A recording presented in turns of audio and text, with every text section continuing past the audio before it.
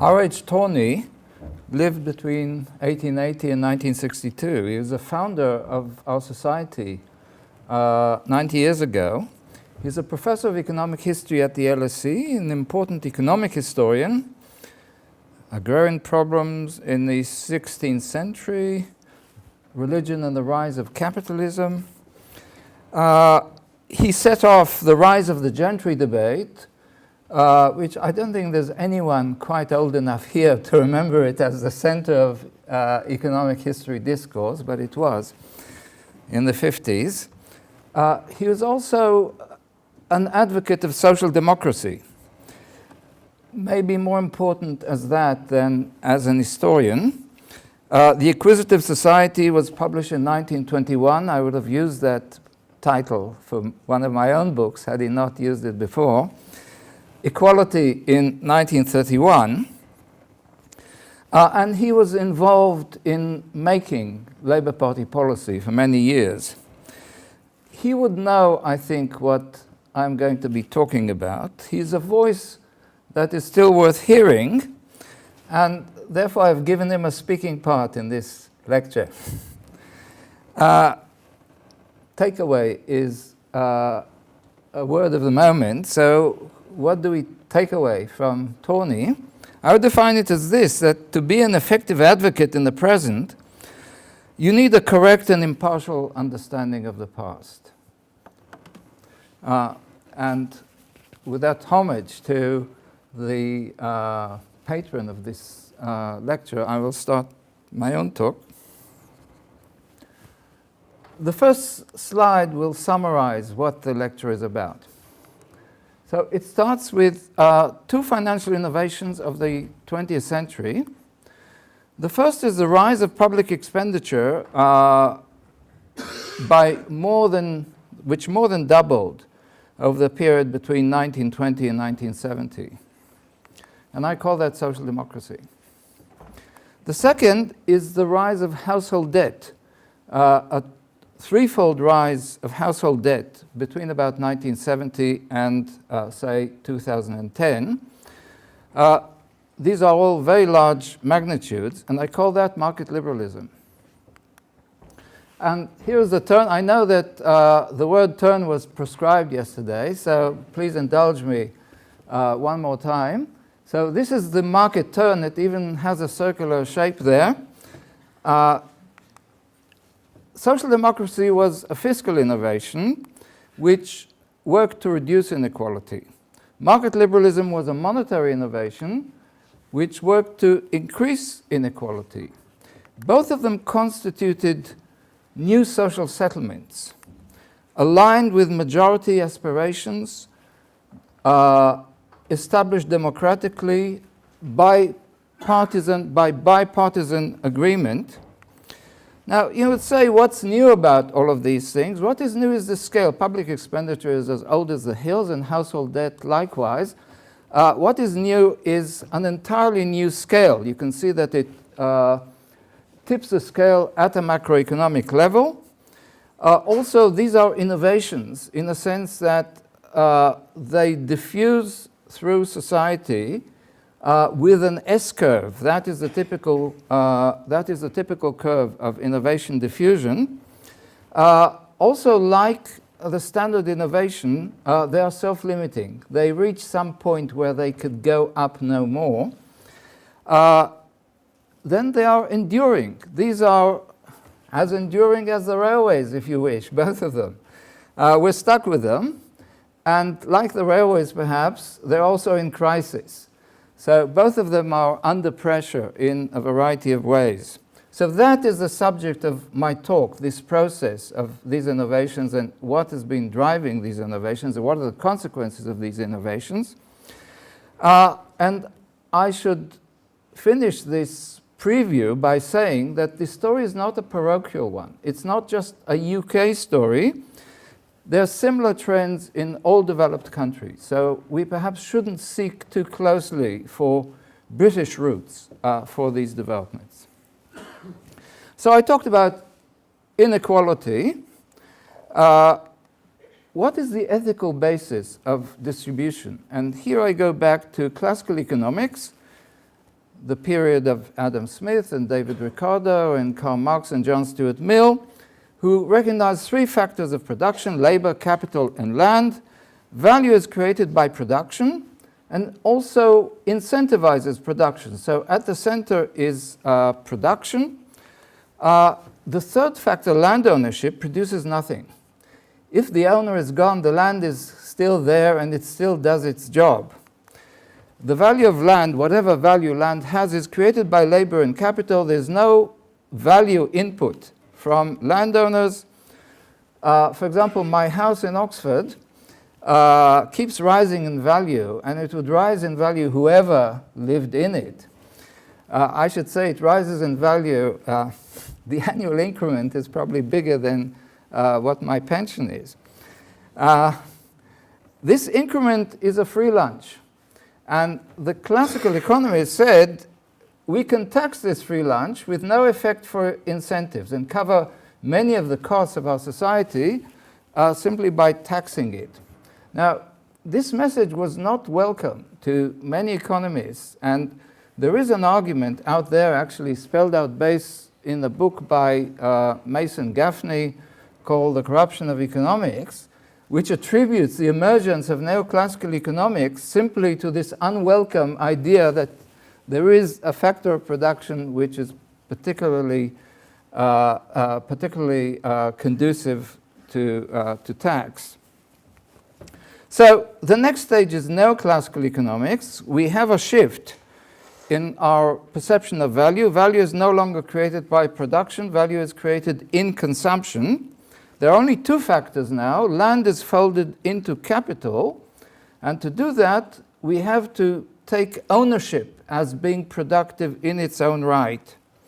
So here is an exposition of this principle from the canon, from Milton Friedman's Capitalism and Freedom. The ethical principle, I've highlighted that. We're talking ethics here. The ethical principle that would directly justify the distribution of income in a free market society is, to each according to what he and the instruments he owns produces. So that's labor and capital, and the instruments he owns. So ownership is also, as it were, a factor of production. Hence, the next book that Milton Friedman writes, actually it's not the next book, it's the next but one, is There's No Such Thing as a Free Lunch. Namely, as I said above, that increment is a free lunch. So Milton says there's no such thing as a free lunch. My Oxford house rises in value as a reward for my ownership services, and therefore my gains are ethically deserved. Why are you laughing?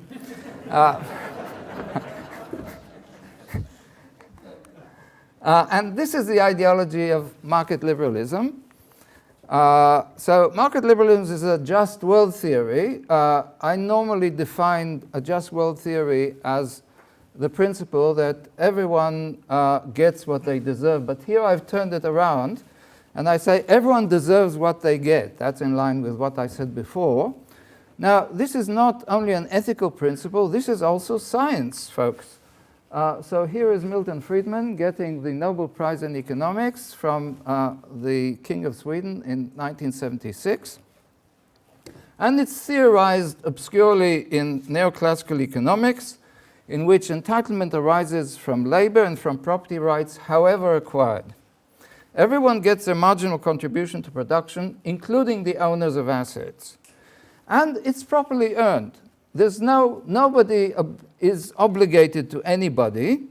What people bring into the market, their inheritance and their initial endowment, if they're rich, if they're tall, if they're handsome, if they're smart, all of that is ethically deserved. We don't ask how they came into possession. The concept of unearned increment does not exist in neoclassical economics. Actually, it does, but we'll leave it to one side. Essentially, the idea is that with perfect competition, which is one of the assumptions, rents are competed away, and therefore rent is not a problem. So what people take out of the market is also ethically deserved. A free market economy is both efficient and just, and therefore constitutes a natural order. As one woman put it, it is futile to resist it. There's an alternative to this point of view, and it's called social democracy. The metaphor used in social democracy is not individualist, it's communitarian, I should say. It's the people's home. Entitlement is universal and equal by virtue of citizenship. You acquire entitlement by virtue of citizenship. This has its roots in 19th century radicalism, in the trade unions and socialist parties, in the movement of emancipation, which starts with equality before God and moves to equality before the law, and moves on to the idea of equality of citizenship. And the idea here is that desert arises out of membership in the community. Everyone deserves a share of output. Not everyone, actually. Rentiers don't deserve a share in the output. And there's actually a dark side to this doctrine, in that since it came out of the trade union movement, there is a suspicion of hangers-on and non-producers and misfits and people of that kind. But we'll put it to one side. So it's communitarian and domestic as opposed to individualistic. And this concept of the people's home was coined by Per Albin Hansson, who's the leader of the Social Democratic Party in Sweden, in a speech in Parliament, which I will quote now. He says, "The basis of the home is commonality and neutrality. A good home is not aware of any privileged or slighted, no darlings and no stepchildren. You see no one despise the other, no one who tries to gain advantage of others. In the good home you find equality, compassion, cooperation, helpfulness." Now, I suspect that the majority of you will feel a warm glow in response to these nice words. So this is underpinned by the norm of mutual regard. We like nothing more than for other people to think well of us, and that is the underpinning norm here. How does this translate into policy? So we've seen two approaches to the central issue of economic policy, which is how to achieve prosperity and security. Security not in the sense of national defense, but in the sense of security of income, security of livelihood, security of well-being. Well, I think the basic idea in the policy discourse has been that the warm glow is all very well, but is not really very realistic. Equality is a luxury, and here I invoke John Rawls, who takes pretty much that point of view in a book which is A Theory of Justice, which is the ethical touchstone for the post-1970 period. There's a famous equity-efficiency trade-off, which has said you can have either equity or efficiency, but you cannot have both. Which I think continues to be taught and is still in the textbook, although it has been falsified repeatedly in recent years. And you just think about it for a moment. Are the most unequal countries, are the countries with the lowest taxes the richest in the world? No, it's exactly the opposite, except for the United States, yes? But if we look at the really successful countries, they're all high tax, low inequality countries. And there's a set of recent papers making this point. I would argue that, in fact, the problem is not fairness. You know, it's not the oaken issue of equity. The policy issue is different. It's dependency over the life cycle, which actually is a standard economic optimizing problem. In neoclassical theory, each agent is a freestanding individual with something to sell. This is the principle of methodological individualism, but in reality, we cannot always live up to that standard. We all go through periods of unavoidable dependency when we don't stand on our own 2 feet, motherhood, infancy, childhood, education, illness, disability, unemployment, old age. In all of these conditions, there are no 2 feet to stand on, nothing to sell, no bargaining power, and only restricted cognitive capacity. So the policy problem is how to transfer resources from producers to dependents over their life cycle. And there is a neoclassical solution to this. It was worked out in the 1950s. So the solution is for the individual to transfer financial resources to themselves over the life cycle by means of financial markets. Here are 3 theories which elaborated this solution: the life cycle theory, the permanent income theory, Friedman again there, overlapping generations by Samuelson. So you do this by means of borrowing, saving, and dissaving in financial markets. And the assumptions are, first, universal access to credit and credible savings contracts. The second is that life cycle contingencies can be insured. The third is that transactions are costless. The fourth is that contracts are credible. The fifth is that there's perfect information for all time. Surprisingly, this is the logical equivalent of universal good faith. In other words, there's no cheating in that world. And the implications of this is that the more we move towards markets for everything, the more efficient we become. This is the notion of market completion. Again, this has become a policy principle, despite its being refuted in the 1950s pretty decisively by the theory of the second best, Lipsey and Lancaster. And the policy implication of the neoclassical solution is to privatize welfare, to create markets for health, education, social insurance, and old age pensions. Social democracy has a different approach.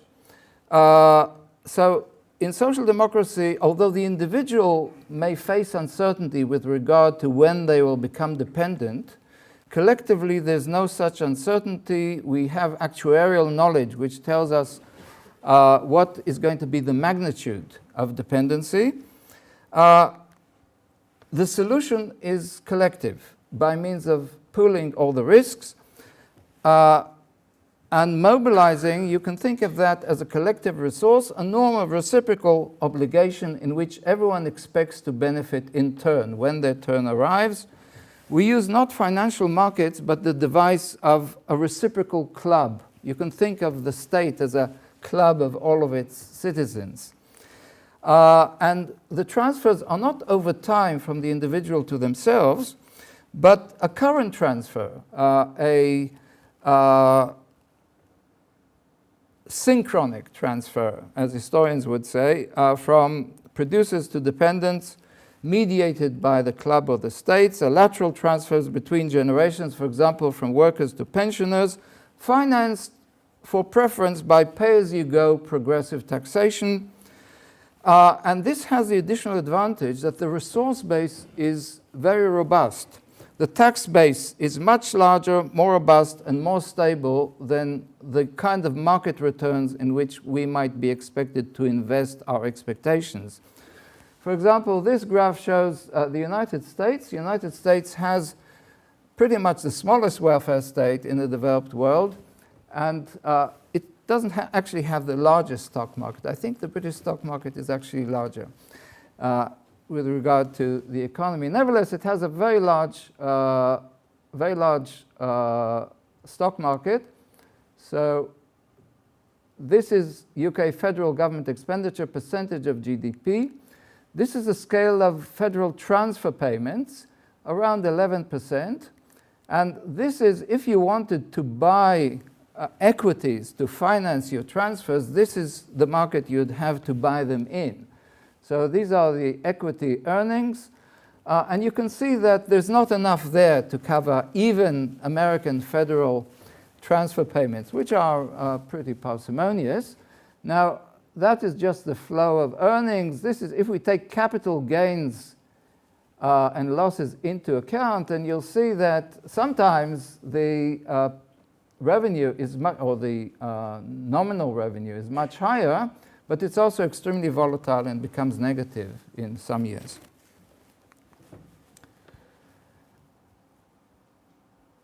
Other advantages of the social democratic solution are that pay-as-you-go is very cheap. It's about an order of magnitude cheaper than using fund managers. And the reason for that is that there's no need to lock in the future. All the transfers are made in the present. It's also a democratic contract, which means that we don't need to worry too much about the scale of transfers because the contract can be renegotiated.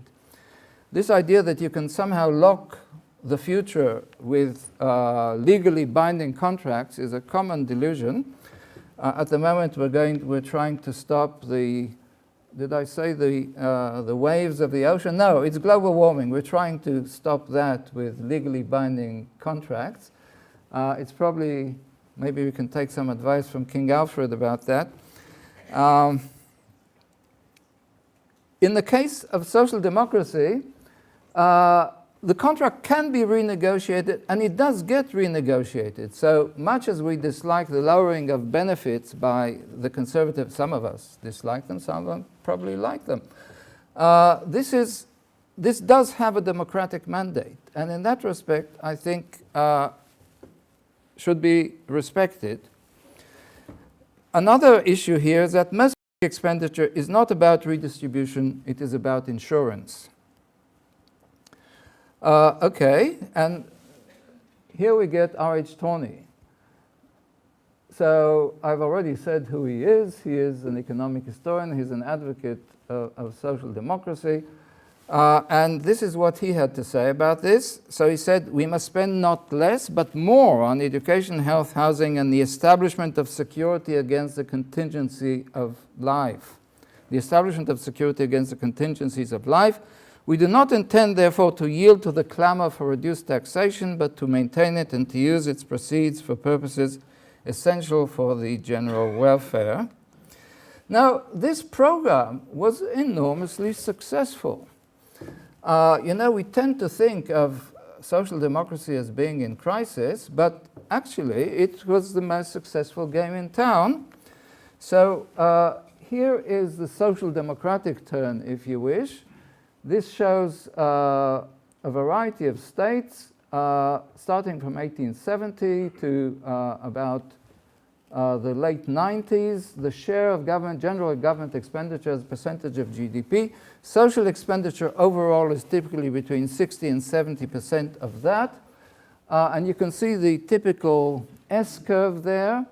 And another thing you can see is that the countries with the highest percentages of government expenditure are by no means the poorest of the countries, although the one with the lowest expenditure, the United States, is actually, in terms of GDP per head, the wealthiest. But you can also see that there is an inflection point sometime in the 1980s. There's some kind of turning point. And there's a kind of regime change taking place. As Hobsbawm memorably put it, the forward march of labor halted. Published, I think, in 1979 or 1980. So he got it just right. So maybe there's a point where we get too much social democracy, and there's the argument that the deadweight tax of social benefits, social expenditures, suppresses enterprise, distorts incentives. We get high retail price inflation, growth slowdown. You know, this is the stagflation crisis, deindustrialization. This is all blamed on trade unions and social democracy. So there's definitely a crisis in the 1970s. And the response to that is political. The new right coalitions, Pinochet, there are people before Pinochet, but I won't go too deeply into that. Pinochet, Thatcher, Reagan et al. But it has to be said that even now the causation of this crisis is not securely established. And I think from this point the real substance of my lecture begins. I want to focus on something else. that drives this market turn or this transition. And that something else is the closure of the Federal Reserve gold window in 1971 due to inflation and the Vietnam War. And the consequent collapse of the Bretton Woods fixed exchange rate system, which happens again in the early 70s. This had an unintended consequence, which is that it set credit free. It set credit free from the constraints, bank credit, from the constraints which held it down before. And before we do that, I want to give a little digression on money and banking. So what is money and where does it come from? You know, you would think that after 300 years of political economy, we would know the answer to this. But the interesting thing is that this question is still unsettled. You know, even governors of central banks have problems with this question. So I think if I say that money is a voucher for value, that's pretty uncontroversial. If you open the orthodox textbook, then you're told that money emerges as a substitute for barter. It economizes on seeking someone who has something to exchange for you. This is a very appealing theory, except for one thing, that it is wrong. Then there's another theory, which is called chartalism, which is the idea that money is created by the sovereign as a means of paying tax. And since everyone has to pay a tax, everyone has to use money. And if it's good for government debt or government obligations, it's good for every other obligation. Now, there are two theories around about this. I think the most common, generally held, generally understood theory is that money is regulated by supply. Money is scarce in some sense. And that's a kind of common sense, you know. In the household, we know that we can only spend so much. The cupboard is bare. Money doesn't grow on trees. There's no more money left. You know, this is a very common theme in policy discourse. And we have these containers of value, like the metallic standards, gold standard, silver standard, or the real bills doctrine, that money is only lent against goods in transit. That was a 19th century banking doctrine. Or that money arises from the supply of savings. People set aside savings. And all of these things are limited in quantity. And therefore, what banks do is financial intermediation. They take those savings that we've set aside and they convert it into loans, and they actually select what are the economically worthy activities, and so they perform a useful function in society.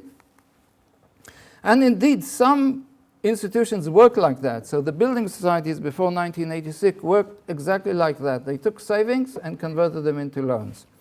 Or credit unions today do exactly the same thing. They take savings and convert them into loans. But banks don't work like that. Nevertheless, we can still save the quantity theory of money by saying that banks lend some multiple of their reserves with the central bank. Milton Friedman had this view. You know, this is essentially monetarism. And it still appears in the textbook. You can buy textbooks that tell you the money multiplier story. But there's an alternative view, which is money is not created by demand, by the supply of scarce money, but it's actually created by the demand for money. It comes from the other side. Money created by demand, this is called endogenous money theory. So the idea here is that banks create money by lending it. And except for cash, money always stays within the banking system. You know, it never goes anywhere. It just stays within the banking system. And that's the way they balance their books. I won't go into this. And in fact, this is what most central banks now believe. They've finally admitted it. Very recently, I cite a wonderful paper, McClay et al. In 2014. So loans are not raised from deposits, it's the other way around. Loans create deposits. When you create a loan, you create a deposit for the borrower, and that's where deposits come from. That's quite an old theory. And so lending is constrained by the supply of credible borrowers, not by available funds. Lending is elastic and depends on the banker's taste for profit and risk, essentially. It's not constrained by a chest in the cellar or anything of that sort. All of that is well and good, but we had no opportunity to test it because up to 1970, actually, to be quite precise, credit was rationed centrally in order to defend fixed exchange rates. So you couldn't run a fixed exchange rate system without controlling credit some way. So all the advanced countries kept quantitative controls on credit, which they applied in a variety of different ways. And then, but there is pressure to dismantle this system. And I will now open a window into the deliberations in the UK about this. So the authorities are always restive about this. They believe in free markets. They don't believe in rationing. So they're restive about this and thinking about what to do about it. And in 1971, they do something quite bold. It's called competition and credit control, in which quantitative limits on credit in the UK are lifted. So remember these terms, competition and credit control. And let's look into their minds, or rather into a piece of paper which they generated. So this is a document from the Bank of England. It's an 18-page document, which is written by John Forde, Forde as in F-F-O-R-D-E. I think that probably we'll be told that this is a descendant of the Norman Conquest. At any rate, it's called Banking System and Credit Control, and it's written in lovely literary style. I attach for discussion a curious and rather emotional note on this subject. I think emotional is something that runs through this document, but it's not entirely a matter of emotion. It is intended to express our concern lest the grass gets pushed up under our feet. So they're responding to pressure from the financial and economic environment. It gets circulated in all the upper rings of the bank. There are a list of people to whom it is sent for approval. And so let's look at some passages from this document. So this is around page 6, after he's explained why deregulating credit is necessary. He says, at this point, the reader will assuredly say that something more is required than abusive generalities. So the abuse is presumably designed against credit rationers. And the reader is right, yet he should be warned against expecting a supporting case that is as solidly based as hard fact as, for instance, an established statistical series. In other words, we don't really know. He who argues fundamental change must to some degree be preaching a faith. If one does not believe that competition is capable of stimulating efficiency and innovation, presumably one ought not to object to a permanent system of ceiling controls on bank, and so on. So this is what we believe in. If competition has any virtue, we ought not to have a system that stifles it. This is what we believe in. So here it's belief, but in the next passage, it's been converted into knowledge. Prolongation of the present system is inconsistent with the bank's fundamental and correct view. So fundamental is belief and correct is factual, but you can see this subtle conversion here. And so on. You can read it off the screen. And finally, if one has sufficient faith in market economics, one should conclude that the allocation of resources will be better than under our present arrangement. So the words are revealing. Preaching a faith, sufficient faith, belief, this insistence on correctness, you know, these are all terms that are used by believers and not by analysts, to put it like that. Now, in Ford's credit, it should be said that he realized that he was playing with fire. So he quotes a number of possible critics or a number of criticisms, and he admits that this is a dangerous, potentially a dangerous leap in the dark. And indeed, 6 years after the event, he actually pulled this document back and added 2 lines in type at the top. And these lines say, "Interesting how various proposed safeguards go mostly swept away in the ensuing revolutionary tide." This is added, as I said, 6 years later. Let's go and see it at the top of the document. See? So there it is. This is not there originally. He added it later, just to exculpate himself from the consequences of the document which he wrote. By the way, don't regard this document as in itself being a causal factor. It's just a window into how people were thinking at the time. So the assumption was that interest rates could keep credit within prudent limits. Now, that reflects a quantity theory type of thinking, that money is limited in some way. It's a commodity like any other, and therefore, with price controls, we can control it. Now, what this document also shows is that then, as ever I should add, and then as now I should add, the authorities are flying blind, or flying partially blind, are operating with models that are incomplete, inadequate, or simply wrong. And the latest admission of this is the memoirs of Mervyn King, which I'm in the process of reading just now. So he both admits that they didn't know what is going on and demonstrates that he still doesn't entirely know what's going on. That doesn't imply that I know what is going on, but that very interestingly, in the view of the existence of this massive academic economics industry, how much lack of understanding there is for such a fundamental issue. So what followed was not a conspiracy, in my view, but the unintended consequence of an incorrect model of money and banking. And this does not apply just to the UK. It applied in most developed countries, though at different starting points and at different paces. So I'm going to tell 2 stories here. One is the story of money, and the other is a story of banking, of housing.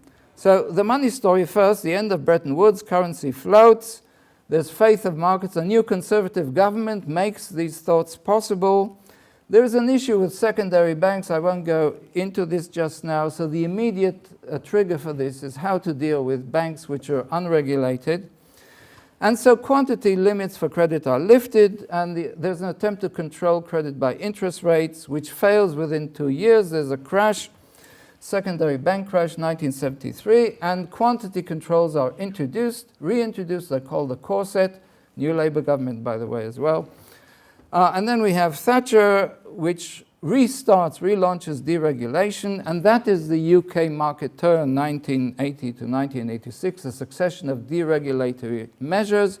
The most important is that the building societies used to ration housing credit because they could only lend from the deposits that they had. They couldn't create new money, unlike the banks. Once the banks were allowed in, the supply of money became effectively unlimited on the supply side.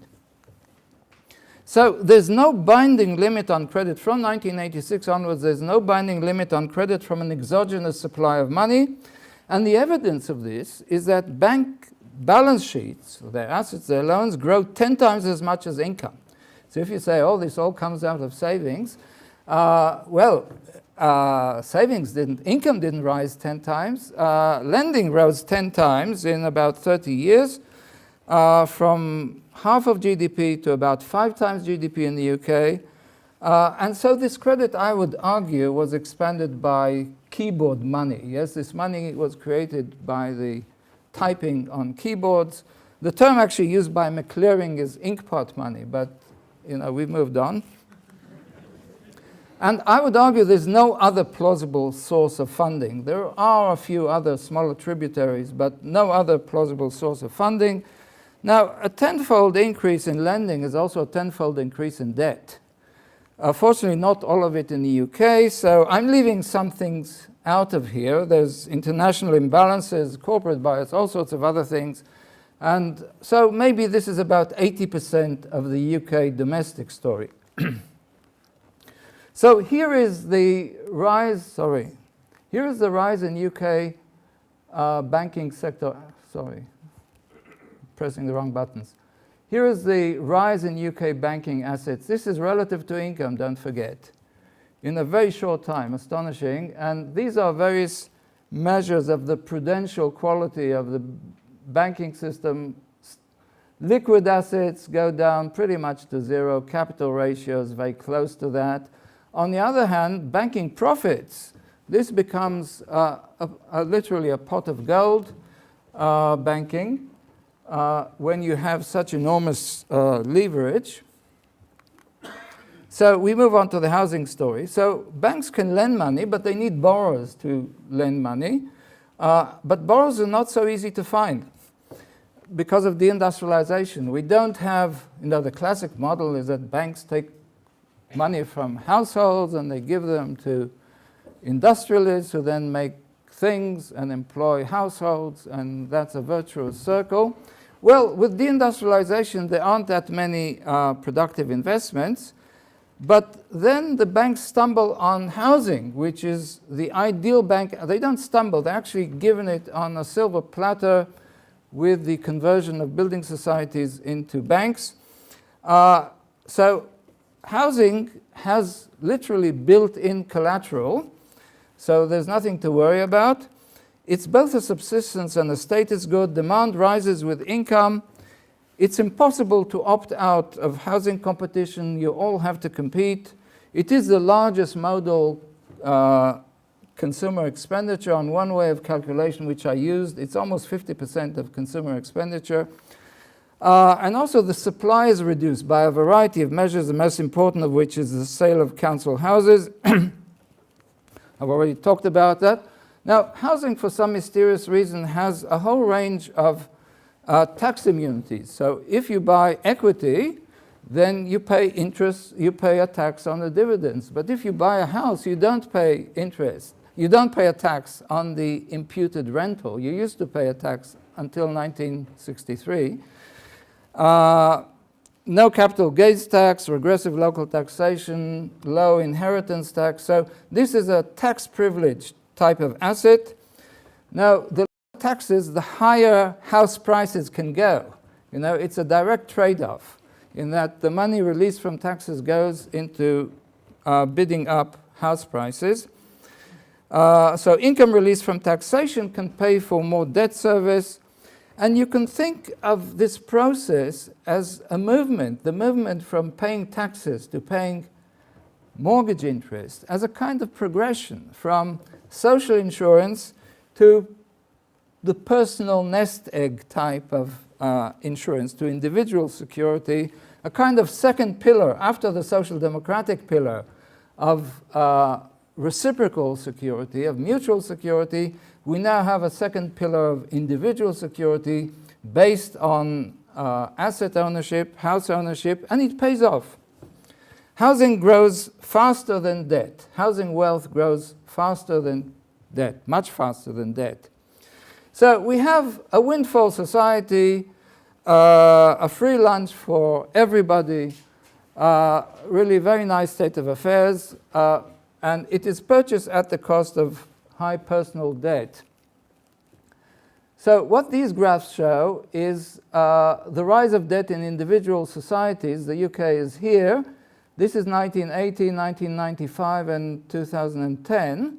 So you can see in the UK it's a threefold increase. It's interesting that these graphs were created by the Danish Central Bank, because you can see that the countries that rushed most avidly into this game were actually the social democratic ones. And the Danes were ahead of the game. That's why they produced these graphs. They started worrying about it. So what do you get in return for this high level of indebtedness? What this graph shows is the comparison of liabilities and assets. So below the zero line is the debt. These are the columns that represent the debt. This is the UK, if you want an anchor for this. What we have here is, these are the assets. This is housing. This is pension assets. And this is financial assets, but I would argue that we shouldn't count these in, because this is just a balancing item. You know, this is the other side of the debt. Yes, someone owns the debt after all, and ultimately it is households, and only a very small minority of households. So you can see that pretty much everywhere the assets are much higher than the debt. And this is another graph which shows the proportion of paid-off housing and housing that's still under mortgage and the various rental tenures. So again, looking at the UK, we see that about 25% of housing is paid off already. That figure is suspiciously close to the proportion of voters who vote Conservative in Britain. There's a much larger proportion of people, together almost 2/3 in the two tenures, who have subscribed to this game. But most people are still actually on the ladder, as it were. The only place where it's less than 50% is actually Switzerland, interestingly enough. And there's another interesting anomaly, if you wish, that the highest level of full ownership are in the former communist countries, presumably due to the way in which housing has been privatized. What else is there to say about this? Yes, it is these people who enjoy the highest benefit from the property windfall economy, because when part of the population struggle to service their debts and bid up property values, the people who already paid off their debts are enjoying a free lunch because their house continues to rise in value, and so they are the most heavily invested in the system. But there's another side to this, which is easy credit drives inequality and instability. So debt service captures a rising share of income, of labor income, and there's a big structural change in the UK. Financial services, finance, and real estate reaches about 35% of UK value added. That is what manufacturing used to be as recently as 1970. Debt service crowds out consumption. What you pay out to service debts cannot be used to buy stuff, to employ people, to produce. The transfers are not from the working to the needy, but from consumers to hoarders, from public goods to rentiers. It depresses demand, economic activity, and public services. It prices labor out of international competition and therefore depresses labor. Ultimately, this is a self-limiting way in which this system works. Marginal borrowers lose their jobs. They're unable to service their loans. This tips the economy into financial crisis and depression, recession. The wealth effects that come with housing also disappear. And then we have a financial crash, but the banks are bailed out. So we don't need to worry about the banks.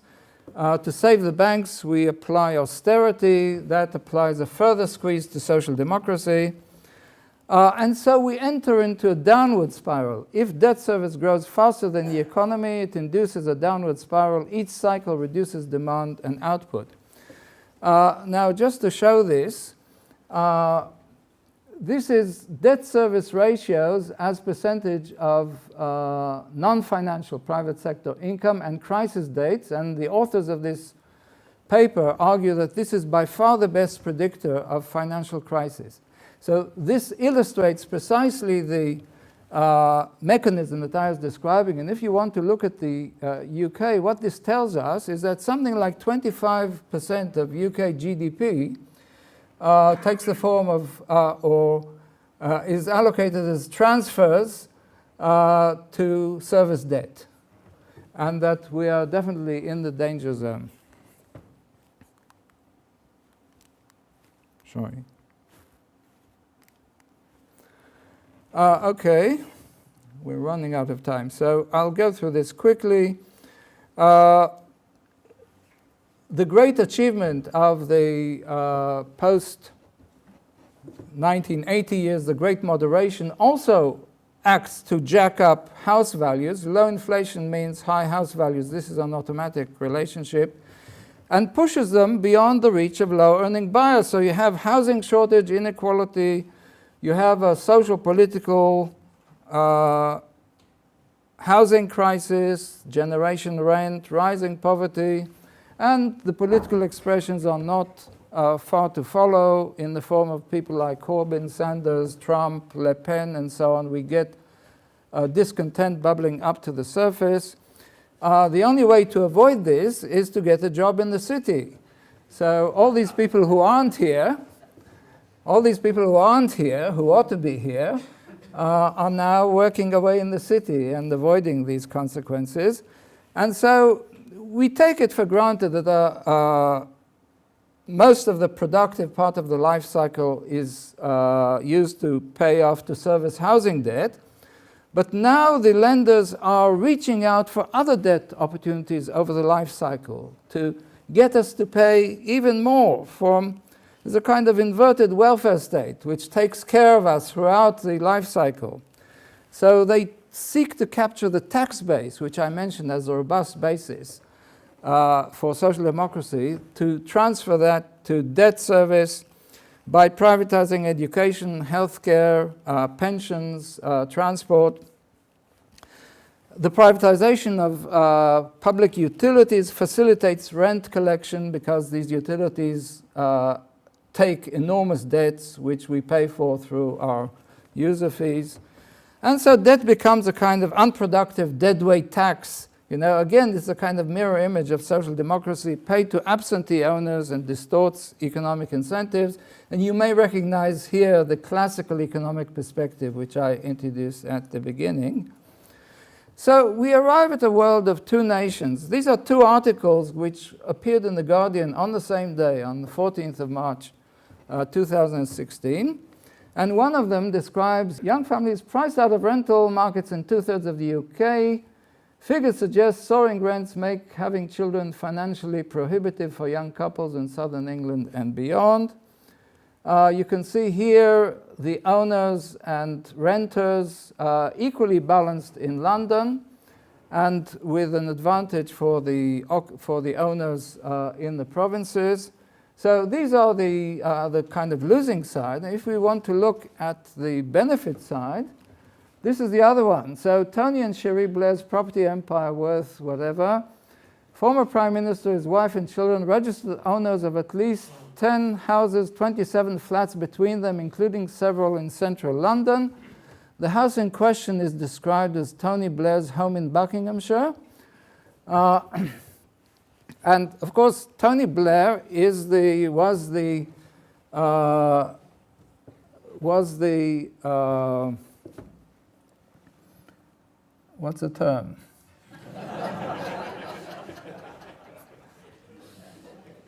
Was the great promise of social democracy in the 1970s, I may remind you. And in the meantime, debt continues to accumulate.